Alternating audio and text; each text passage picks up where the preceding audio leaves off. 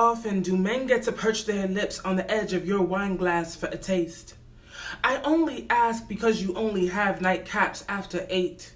And I know you drink wine at all times, but when it's late, it seems to taste different. And somehow the fermented berries make you behave different. But it's only the red kind.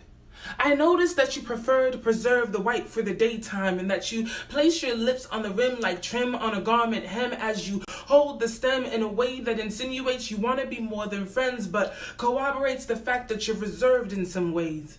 And to pop a cork with you facilitates bonding by the grape because you'd much rather drink alone than with someone whom you distaste because that sure would be waste. Am I right? I mean, correct me if I'm wrong, but you're deep as slits. Somewhat vulnerable and somewhat with the shits. Somewhat posh with a sprinkle of grit.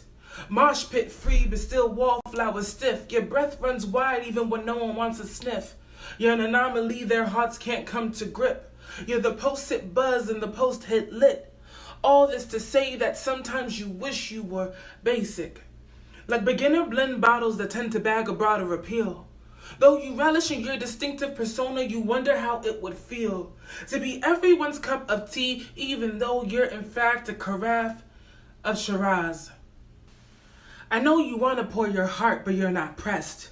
Because there's way more to life than being kept, and even so you can't be contained. You're like the lighter to the flame when it's a match. But it scares your daylights out.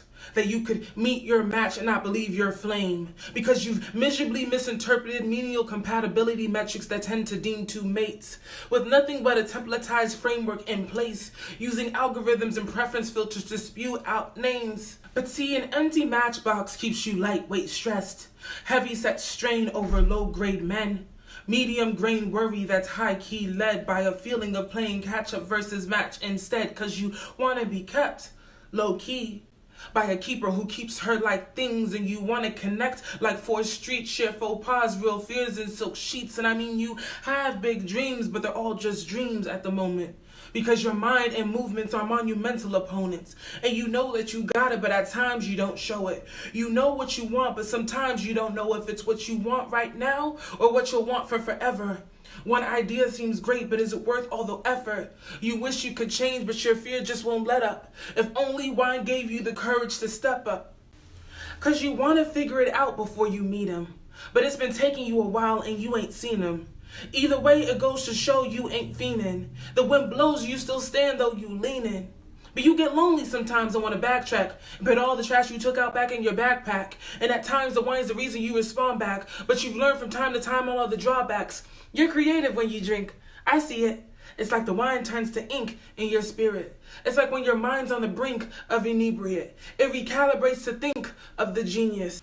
But as time goes by, you wonder who it'll be to see your bottle on the shelf and say, I want it. To see every other kind and disown it. To check out a line and say, I own it. Am I right? Okay, somewhat. I know finding love in your life ain't a come up. If you don't love who you are with no loved one, if you don't know who you are without a someone, there's no guilt in the want, cause I get it. One glass can't clink without a separate. If there's a way to add weight to the message, all glass and no clink can make you desperate. So sip wisely, my friend, sip slow. Don't let solitude scare you to fold, cause it sure would be waste to share of your case and still feel you're drinking alone.